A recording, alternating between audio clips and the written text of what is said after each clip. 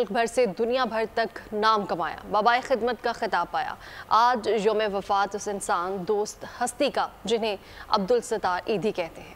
معروف سماجی رہنما کو بچھڑے 8 برس بیت چکے ہیں، مگر دلوں میں وہ آج بھی زندہ ہیں۔ 28 فروری 1928 بھارت کے شہر بانٹوا میں انسان دوست شخصیت نے جنم لیا۔ عمر صرف 11 برس تھی کہ ماں ذیابیطس میں مبتلا ہو گئی۔ ایدھی نے والدہ کی بھرپور دیکھ بھال کی۔ تقسیم ہند کے بعد خاندان پاکستان آیا تو ایدھی نے کراچی میں سکونت اختیار کی۔ سماجی خدمات کا شوق ایدھی فاؤنڈیشن کی بنیاد بنا۔ ایک ایمبولنس سے شروع ہونے والا ادارہ دنیا کی سب سے بڑی ایمبولنس سروس بن گیا۔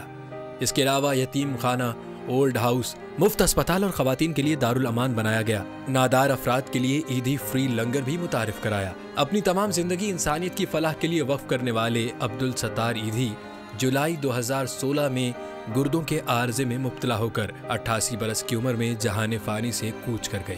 وفات کے بعد ان کی نماز جنازہ نیشنل اسٹیڈیم کراچی میں ادا کی گئی۔ عظیم سماجی رہنما کو مسلح افواج کے دستوں نے سلامی پیش کی اور سفر آخرت پر روانہ کیا۔ سبسکرائب کریں اور بیل دبائیں تاکہ کوئی خبر رہ نہ جائے۔